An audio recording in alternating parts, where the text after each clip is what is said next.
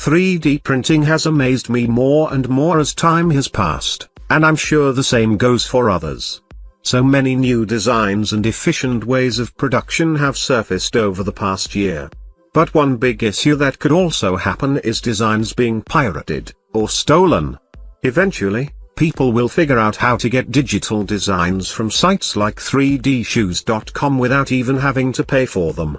Once that happens, they will be able to steal all the designs they want and sell them for profit. Thankfully, a Brooklyn-based company named Greats has found a solution that may have solved this. This 3D printed smart tags will help track sneakers back to the factories, helping prove their authenticity. By working with a shoe and fashion software authentication company, Chronicled, they were able to bring this idea into play. The designs of the tags were inspired by Bitcoin, a currency that can be very easily proven to be real or fake.